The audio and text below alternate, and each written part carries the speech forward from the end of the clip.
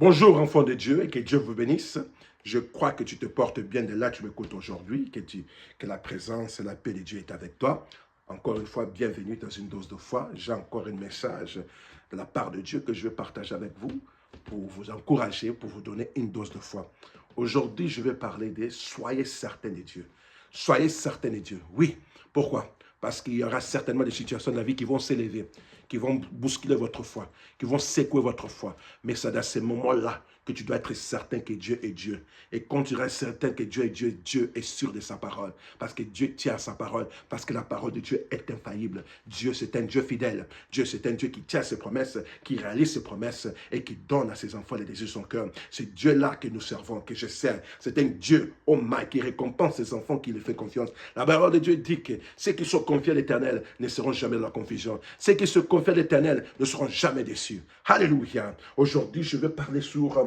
je vais toucher sur Shadrach, Meshach et Abednego. Cette histoire est trouvée dans le livre de Daniel au chapitre 3. Je ne vais pas lire tout, mais enfin, par faute de temps, je vais toucher quelques versets pour parler sur le sujet de soyez certains de Dieu. Alléluia. Daniel chapitre 3, verset 15. Je commence au verset 15. La Bible dit ceci. L'histoire ici commence là, le roi Nabuchodonosor avait fait un statut pour que les gens commencent à adorer ces statues. Mais Shadrach, Meshach et Abednego ont refusé de le faire parce qu'eux servaient le vrai Dieu, le Seigneur Jésus-Christ. Ils ont refusé de se plier devant une idole. Ils se sont tenus fermes sous la parole de Dieu. Alléluia. C'est l'histoire dans laquelle nous sommes. Venons au verset 15 de la Bible ici. Maintenant, tenez-vous prêtes. Au moment où vous entendrez le son des trompettes, de chamules, des guitares, de scabouks, de psalmistries, de cornemuses et toutes sortes d'instruments, vous vous prosternez et vous adorez les statues que j'ai faites. Si vous ne l'adorez pas, vous serez jeté instamment même au milieu de fournaises ardentes. Et quel est le Dieu qui vous délivrera de ma main? Ha! Quelle sorte de question! Alléluia. Quand Nabuchodonosor a posé cette question, c'était pour secouer la foi de Shadrach, Meshach et Abednego. C'était pour que Shadrach, Meshach et Abednego relâchent avec leur décision et pour qu'ils se puissent pour adorer ces dieux-là. C'est ce que les rois s'attendaient de faire parce qu'ils étaient devant le roi. Il n'y avait personne d'autre dans le pays qui peut les délivrer. Le roi, c'était au top, la sommet. C'était le roi. Maintenant, ils ont maintenant le problème avec le roi. Le roi lui pose la question, qui va vous délivrer de ma main? Maintenant, j'aime la réponse de Shadrach, Meshach et Abednego. Shadrach, Meshach et Abednego dit ceci. Oh ma, Shadrach, Meshach et Abednego. Il répliquait au roi Nabuchodonosor. Nous n'avons pas besoin de vous répondre de là-dessus.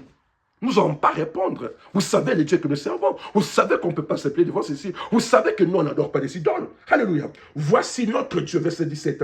Notre Dieu que nous servons peut nous délivrer de la fournaise ardente et il nous délivrera de ta main au roi. Alléluia. Ils étaient certains de Dieu. Ils étaient certains que le Dieu qu'ils étaient en train de servir était capable de les délivrer. Ils étaient certains que le Dieu pour lequel ils ont pris position, de refuser, oh my, de s'incliner devant les idoles, malgré les conséquences qu'ils pouvaient suivre. Ils ont décidé d'être certains de Dieu. Ils ont décidé de suivre la parole de Dieu, de faire confiance à la parole de Dieu, ne pas regarder aux circonstances présentes, mais regarder à ce que la parole de Dieu disait. Ils ont pris position pour Dieu. Au verset 18, sinon sache au roi que nous ne servirons pas tes dieux et que nous n'adorons pas les statues dorées que tu as élevées. Oh my! Ils ont refusé ça. On ne va pas les faire. Même si notre Dieu ne nous sauve pas, on ne va pas le faire. On ne va pas les faire. Même s'il ne délivre pas, on ne va pas les faire. On ne va pas les faire. On ne va pas adorer tes dieux. Ils étaient certains des dieux. Même si Dieu ne sauve pas, on ne va pas les faire. C'est ça la position que je veux prendre. C'est ça la position que je veux que tu prends aujourd'hui. Malgré les situations, malgré la pression du monde, des situations, des épreuves dans lesquelles tu te retrouves, tu prends position pour la parole de Dieu. Tu ne changes pas ton langage. Tu es là, tu dis, Seigneur, même maintenant, je crois que tu es capable. Je crois que tu peux changer ma situation. Je crois que tu peux m'accorder la victoire. Je crois que tu peux me faire un chemin. Le Seigneur t'accordera la victoire. Je veux que tu aies une foi qui ne s'ébranle pas, une foi qui ne bouge pas, la foi qui est ancrée dans le rocher des âges, la foi qui ne bouge pas parce que il y a pression de ceci et cela, mais la foi qui regarde et qui reste ferme la parole de Dieu. Je veux cette foi pour toi. Je veux cette foi pour toi. Je peux m'imaginer, Shadrach, Meshach et Abednego se pose des questions. Mon frère, est-ce que tu as prié? Mon frère, est-ce que Dieu a dit quelque chose? Est-ce que Dieu a parlé par des visions? Est-ce que Dieu a parlé par la voix audible? Est-ce que Dieu a parlé par les prophéties? Est-ce que Dieu a dit quelque chose? Mais et tout ça ont répondu, j'ai prié, mais le Seigneur n'a rien dit. Le Seigneur est resté silencieux. Le Seigneur était là, en train de suivre la situation. Même quand il regardait la situation, le Seigneur n'a pas réagi. Le Seigneur n'a pas réagi. Mais même quand le Seigneur n'a pas réagi, Shadrach, Meshach, Abednego n'ont pas changé leur position. Ils sont restés fermes qu'on ne va pas adorer cette statue. Oh man, je sais.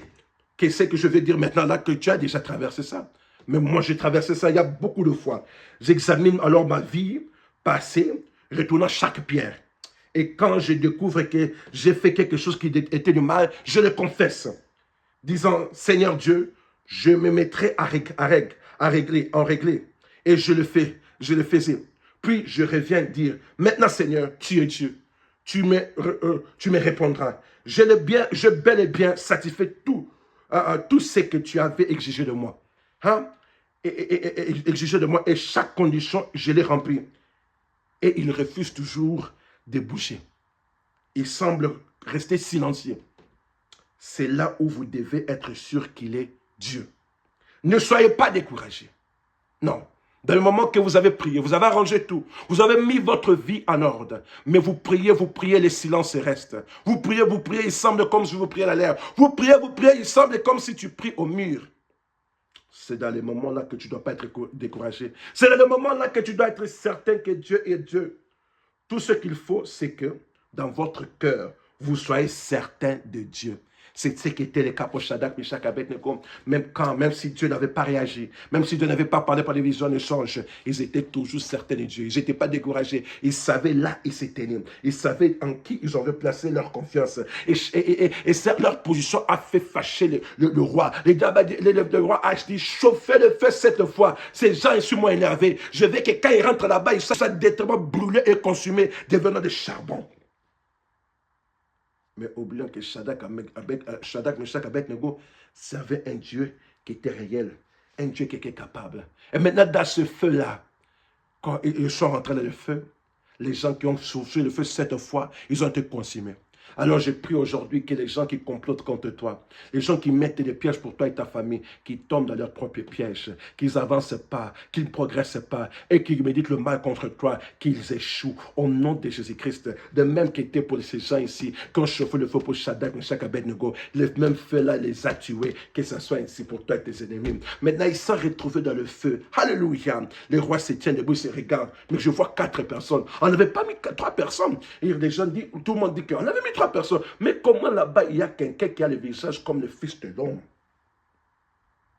Alléluia. Comme le Fils de l'homme. L'Éternel des armées a quitté le ciel et descendu par une voie rapide pour défendre ses enfants, pour protéger ses enfants. Alléluia. Le Seigneur était capable d'empêcher qu'ils rentrent dans le feu. My God. Mais le Dieu Tout-Puissant aussi est capable de laisser que tu rentres dans le problème et te faire sortir du problème. Il est un Dieu insondable. Il est un Dieu qui fait les choses de sa manière. Il est capable d'empêcher le problème. Il est capable de venir te faire sortir du problème qu'il a laissé que ça arrive. Il est Dieu. Mais toi, tu dois seulement être certain de Dieu, de savoir qu'il est Dieu. D'éternel bon comme Shadrach, Meshach, Abednego, malgré la pression, malgré les taux, les niveaux de ton de l'épreuve, je n'ai dit ce qu'on ne fait pas tas d'épreuves. Tes épreuves sont dures. Oui, c'est dur. Mais aujourd'hui, je suis venu te dire, sois certain de Dieu, comme ces hommes étaient certains de Dieu. Ils étaient mis contre le mur. Quand le roi les a demandé ces questions-là, c'était pour l'intimider, pour qu'ils changent leur décision. Mais ils n'ont pas cédé au roi. Ils n'ont pas cédé à cette pression. Ils ont tenu fond. Ils sont restés fermes à la parole de Dieu. Oh my, verset 27, j'aime ceci. Les straps,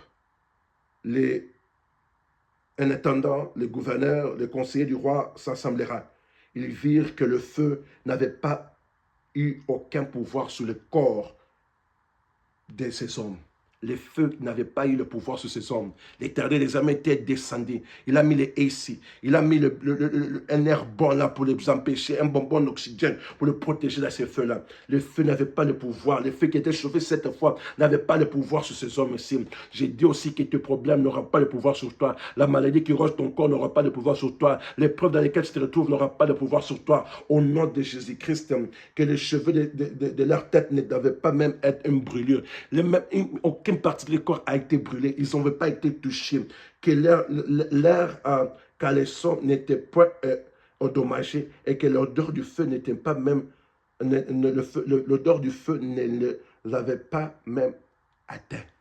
Même l'odeur du feu n'était pas sur leur corps. C'est ça la puissance de notre Dieu. Dans ton épreuve, tu sortiras vainqueur. Dans ton épreuve, tu sortiras sans gratinure. Dans ton épreuve, tu sortiras vainqueur. Je te rassure cela. Reste seulement certain de Dieu. Reste seulement certain de Dieu, sachant que Dieu est capable de t'accorder la victoire dans la situation dans laquelle tu te retrouves. Au verset 30, la Bible dit, après cela, le roi fit prospérer Shadrach, Meshach et Abednego dans les provinces de Babylone. Dans les provinces de Babylone, ils ont été bénis. Le Seigneur les a bénis. Le Seigneur les a accordé la promotion. Le Seigneur les a accordé la bénédiction parce qu'ils ont été certains de Dieu. Et le Seigneur aussi va te bénir pour avoir été certain de lui, pour avoir placé ta confiance en lui. Le Seigneur va te bénir. Le Seigneur va te faire entrer dans ton nouveau saison, ta saison de bénédiction. Parce que après chaque épreuve vient la bénédiction. Avec chaque épreuve vient une promotion spirituelle. C'est ce que le Seigneur fera pour toi.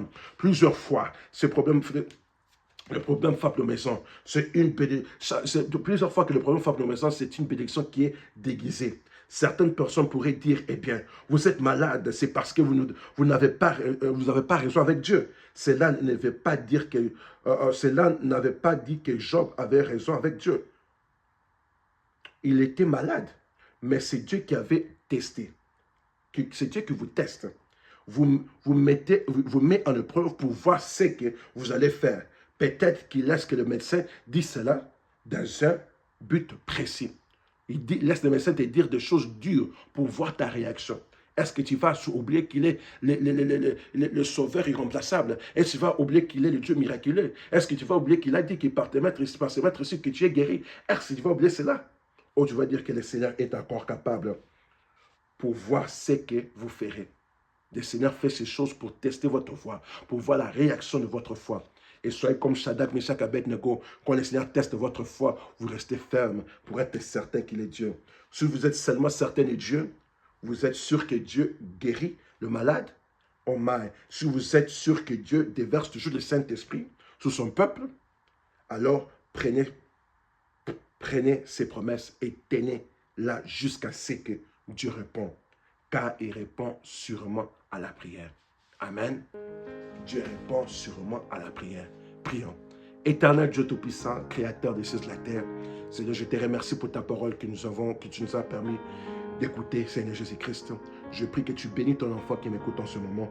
Je sens te prie que tu l'aides à être certain de toi, que tu l'aides à te faire confiance, que tu l'aides à regarder qu'à toi, que tu l'aides à tourner ses regards vers toi, le Dieu Tout-Puissant. Seigneur Jésus-Christ, enlève le découragement, enlève la négativité, le doute, les raisonnements, les inquiétudes. Apprends ton enfant comment te faire confiance. Apprends ton enfant comment avoir ses yeux braqués uniquement que sur toi, mon Dieu, mon roi. Seigneur Jésus-Christ, apprends-lui à être certain de toi, de ne pas regarder ou céder aux pressions qui l'entourent, mais de regarder ta parole et de savoir que toi tu es Dieu et que toi tu tiens tes promesses et que tu es un Dieu infaillible, mon Dieu, mon roi. Agis puissamment, visite ton enfant d'une manière spéciale, manifeste-toi puissamment dans sa vie. Au nom de Jésus-Christ, rassure-le de ta présence, rassure-le de ton onction, rassure-le de ta gloire, mon Dieu, mon roi, et manifeste-toi dans ta puissance de la résurrection pour ton enfant qui m'écoute en ce moment, mon Dieu, mon roi. Je prie que les ciels s'ouvrent, que ta gloire, que ta puissance, que ton onction visite ton enfant maintenant, au nom de Jésus-Christ, que ta puissance agisse, que ta puissance se manifeste en faveur de ton enfant, mon Dieu, mon roi, et que ton enfant ait la victoire qu'il recherche au nom tout puissant du Seigneur Jésus-Christ. Papa, agis, combat, donne une victoire écrasante et totale dans la vie de ton enfant, mon Dieu, mon roi, qu'il sache que tu es encore Dieu et que tu réponds à la prière. Merci Seigneur parce que tu l'as fait. C'est avec foi que je prie au nom tout puissant du Seigneur Jésus-Christ. Amen. Que Dieu te bénisse, enfant de Dieu. Sois certain de Dieu parce que Dieu est sûr de sa parole et Dieu tient toujours à sa parole. Que Dieu vous bénisse. À nous revoir. Shalom.